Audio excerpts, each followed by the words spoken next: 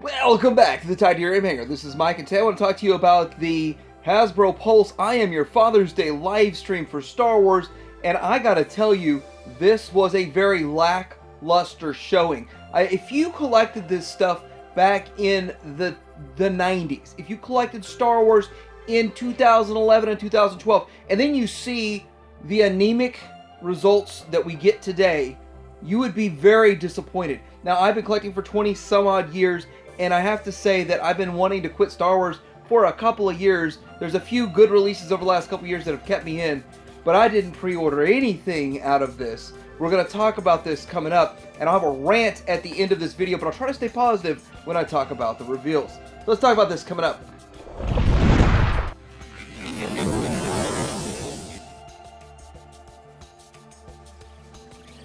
So first of all, we've got the character in the Black Series, Bodhi Rook, and he looks okay. He's all right.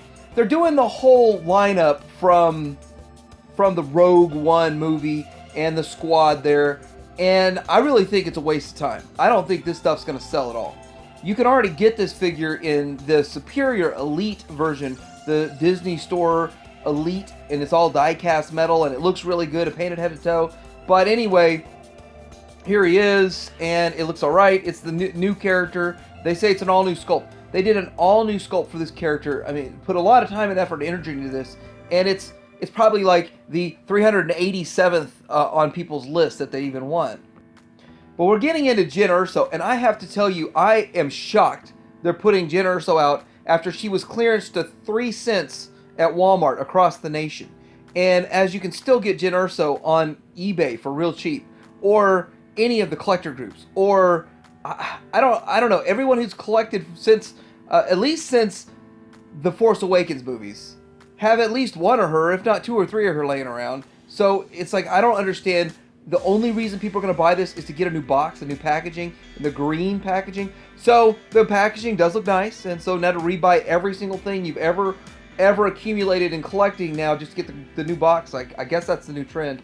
So next up, we got a new costume, I guess, for the Captain Cassian Andor. Here's the thing.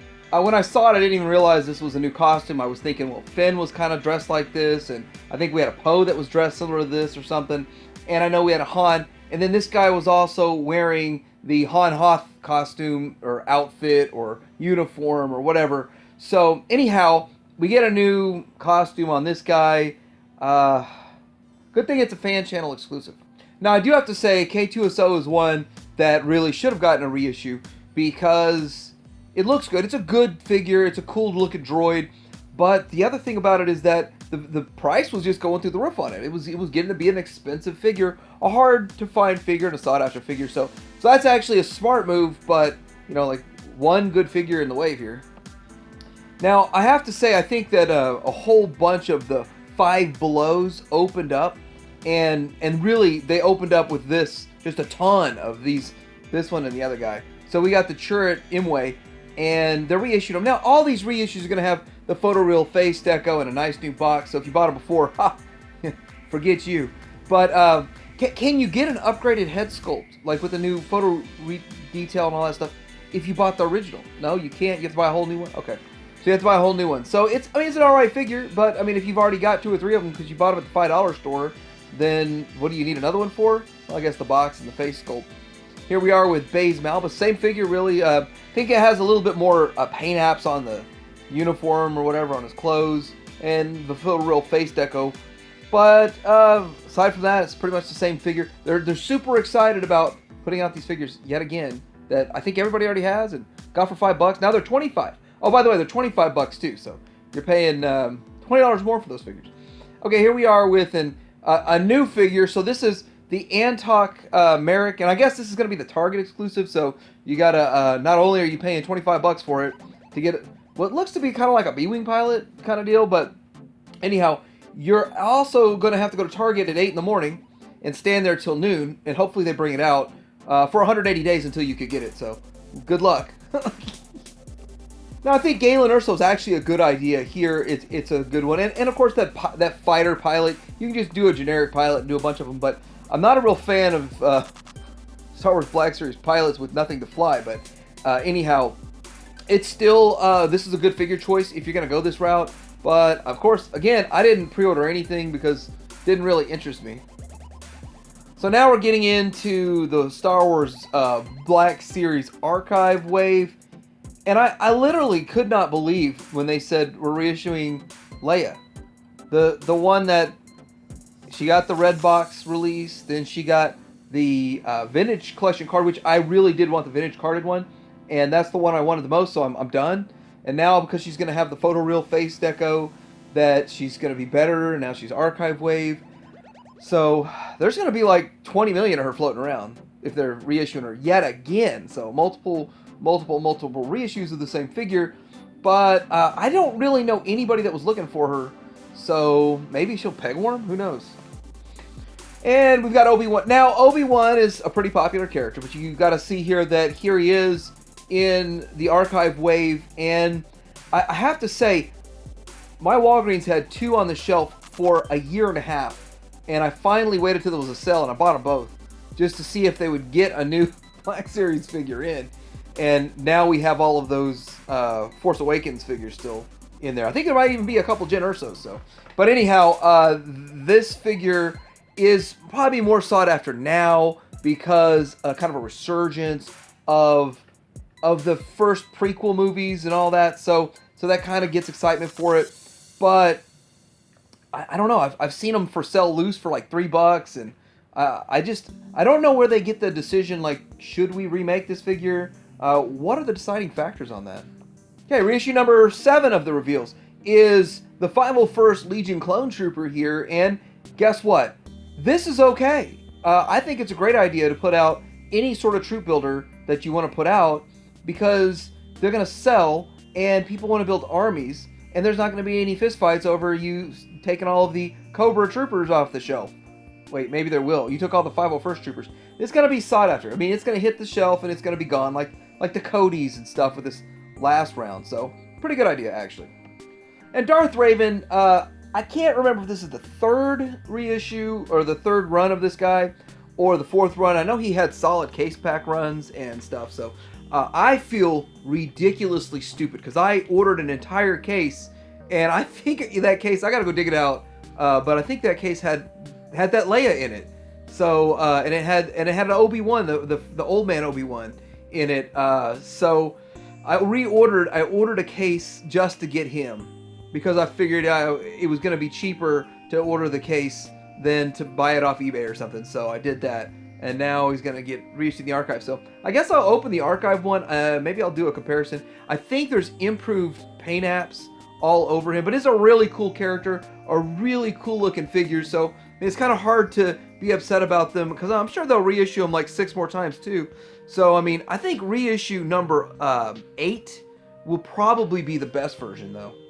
Now, as I'm watching the 47-minute live stream, and I'm starting to wonder to myself why I still collect Star Wars, this pops up, the pipeline reveals, and then I go, you're actually going to give us some good stuff down the road.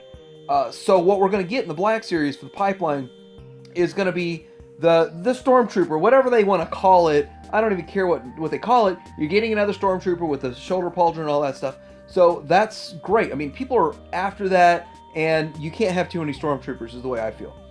Bib Fortuna. Now we're getting this. You're speaking my language here. We're gonna get a Bib Fortuna. He's not gonna be the overweight one. He's gonna be more of like the classic look from Return of the Jedi. I think it's a great one right there. So I'm excited for it. The Mayfeld figure. I mean, he's kind of a flash in the pan in The Mandalorian, but I think you can use him as a trooper too. So that's pretty cool. Fennec Shand. I do kind of like those off the wall kind of characters, oddball kind of characters. I think she's making a resurgence also. We're going to see that here a little bit. But the thing about her is that the female characters that are kind of just underrepresented here are getting a good representation. So we're getting her. It's going to be great. Nomad Boba Fett. Now this is one that it's a little weird. We knew we were going to get him. But this is going to be by far the most popular out of this wave. And then Cobb Vanth, which he's just some dude that happened to wear the Boba Fett armor for a while. So, pretty good picks. Getting into the vintage collection, though, we do have the vintage collection version of Bo-Katan, and she looks good. It's a great face sculpt, just a real nice looking figure all around. Mandalorian. I mean, it's really right in line with their entertainment. And here she is with her helmet on, and she looks good. So that's a nice looking Mandalorian figure. I think it's a good idea, a great one. The next vintage collection reveal here is this figure for the Hoth. Now we're just getting it again. I want to point out that Bo-Katan is sold out, but yet on Amazon you can still order all of these other ones. So Bo-Katan sold out, all the rest of them, we'll wait. If we get it on the shelf, we get it on the shelf. This one, it's kind of a troop builder if you want to troop build and make a Hoth scene, and he looks a little different than the first release. So here it is where you really do need to get this as a variant. If you already have the first one, this one looks so much different, you really kind of need to get it. So then we got this guy here. It is the Mithril. I guess that's what he's called. Anyway, this is from The Mandalorian, and he's in the Razor Crest. So, I mean, I'm sure a lot of people are going to put him in the Razor Crest and all that kind of stuff. So, yeah, another alien, kind of cool. I mean, you knew they were going to make them. You know they're going to make a lot of these aliens, especially if they have some screen time and they reoccur. And one of the biggest peg warmers of 2021 in the Black Series is going to get made in the Vintage Collection. I did say in the past that they really need to mirror Black Series and Vintage Collection, but I don't know. I'm going to see how he sells in the Vintage Collection. Probably not that well. I don't know why people are not so excited about him, but maybe we'll get Ugnaughts made, just like a pair of Ugnaughts in the future. And again, this is kind of funny here. The pipeline reveals are the most exciting reveal, which we get a Bib Fortuna in the Vintage Collection.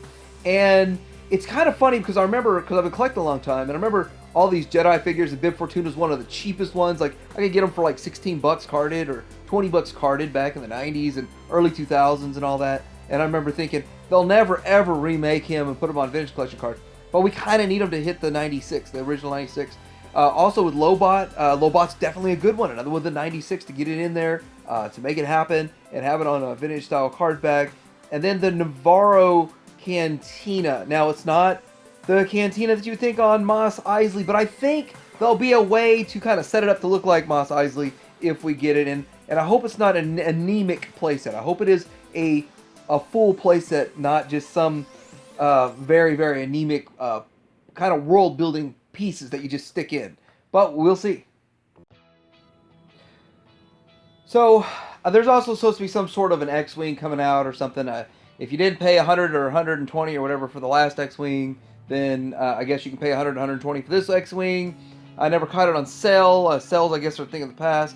But getting into this, I got a bit of a rant here. And this has been bothering me about Star Wars for a few years now, and I just see it not so much getting better. Number one is the selection, the character selection, and the vehicle selection, and the everything selection is very minimal. There's not much to choose from, and what there is to choose from, I don't really want or care. I find myself going through the motions, buying stuff I don't even want, and then looking at it wondering, why did I buy that? So now it makes me even reconsider buying anything Star Wars, because they're not putting out what I want, and I know it makes sense. Mike, if it's not what you want, don't buy it. I don't know who they're making this stuff for. Like, literally, they're putting out a 3-cent Jyn Erso again. They're putting out the $5 Malbus and Baze Malbus and Chirrut again, and they're putting out peg warmers that peg warmed last time they were on the shelves. Well, they're fan channel exclusives. Then we have availability. So figures, are they available to buy in the store? Do you have to order them online? So you see all these reveals, and you have to literally take note of where to go to pre-order them or where to go to try to find them. Back in the day, it was real simple. We made a wave, you go look for it. Now, I know with Toys R Us gone or whatever the excuse is, now you have to have this stuff everywhere. But the availability, it's really hard to get your hands on it. If they're making a bunch of stuff you don't want, but finally the one thing you want you can't get because, I didn't pay attention to where it was coming from. I didn't catch that there are 8 different places getting 8 different exclusives. Now, getting into exclusives. So Target seems to be the place that gets all of the exclusives. They get the G.I. Joe exclusives. They get the vast majority of the Star Wars exclusives. Walmart gets some, and Walmart handles them better. Target just does not order the quantity. If you actually just look at Target, and you look at that they have 1/3 of the number of stores as Walmart does, it makes a lot of sense. They order 1/3 or 1/4 of the volume that Walmart would order. It just makes sense because they have less stores, right? Well, it seems like you're lucky to get 1 or 2 cases delivered of one of the Target exclusives per store, and then you're out of them. Lucky for me, A, I've got most of these already, so it's not a big deal. B, I don't really care so much about the Clone Wars stuff personally, but I do kind of like to have sort of close to completeness, so it's tough to get this kind of stuff, and this is a good example of what's going on here in the now. I mean, the Boba Fett that was looking like it was painted to be vintage in the Black Series, I never got my hands on that, and I refuse to pay the $200. I refuse to pay $200 for a $20 figure. Now we get into the reissues, which I understand why they do reissues. They do reissues, not because they care about collectors, not because they want you to be happy. It's all about the money. Now, it's not just the generating the top line money. The reissue is their cost. They've already got the tooling. They've already made the figure. So it's interesting because when you buy a $13 figure, you have to understand that a quarter to a third of that is the tooling cost. But they're putting out reissues, and they cost the same as a figure they did put new tooling into. I mean, all of this is worked in to the plan, but it's not like these should be coming out at $10 or something. There's no way that you're paying this full amount for this figure. They reissue it. They're like, well, if they're paying $100 on the secondary market, they could easily pony up to 13. Like, this is an easy, quick cash grab for them. Problem is, a lot of these make it to Ollie's. They don't sell out because nobody wants it. I don't want to say nobody, but there's not enough people out there that don't have it that want it. And not that many people out there like myself that want to keep buying it over and over and over. I really don't want to buy it over and over and over. But you kind of get compelled to because there's going to be a slight improvement on the face paint or something like that. And I understand people that didn't get it before, they don't want to be put out having to go spend $18 on the figure on eBay. Instead, we're going to put it out for the whole world to clog up retail distribution. So let's say you're one of those people that paid the scalper price for a Darth Raven. Let's say you paid $70, $80, $100 for him. Then he gets reissued. And then how do you feel? You feel like I wasted that money paying a scalper price or whatever. I should have sat and waited a year and a half, 2 years, 3 years, because I know they're going to reissue everything. Hasbro will reissue everything they've ever made eventually. It may take them another decade. They'll eventually reissue it. I've learned this one, which is why I don't pay too much more. I'll pay a little bit over just to have it now and to know I've got it and just check it off a list. But, you know, the crazy amounts of money that people are asking for, well, we're asking for the Revan, the crazy amounts of money people are asking for the Boba Fett that looks like it's the Kenner colors, those kinds of things. It's just ridiculous. And you know what? Some of these won't ever get reissued. So how do you know?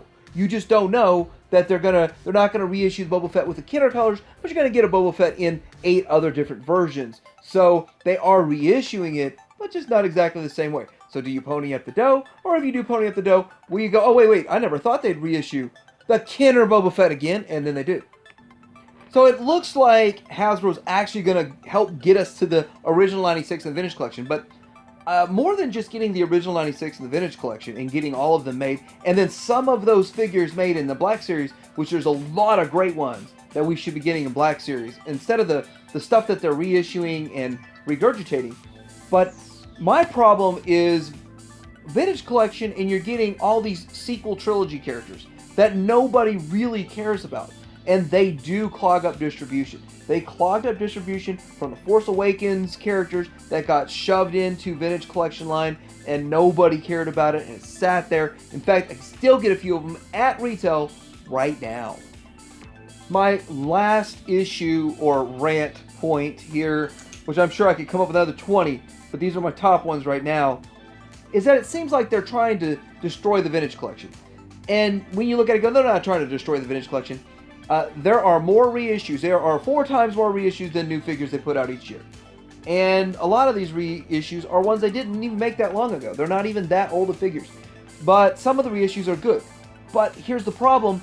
They support the Black Series line way more than the Vintage Collection line. And the Black Series line, because it's a 6-inch line, you'll never get the full Star Wars experience. You're never going to get a Millennium Falcon, you're not going to get an AT-AT, you're not going to get any of those things. So unless they just do like a Millennium Falcon cockpit, or they do an AT-AT cockpit, or something like that, there's just no way to get a full experience. And even with those kinds of things, you'll never get a full experience with Black Series. It is impossible to get the full Star Wars experience with a 6-inch collector line. I knew that from day one. They still can't do it. And just look, they can't seem to make a ship, a vehicle that sells well. Even the great vehicles don't sell well.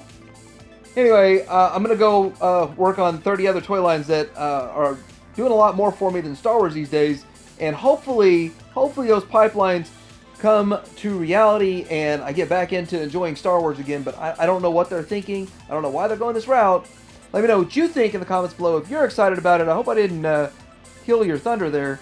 Like, subscribe, turn your finger out.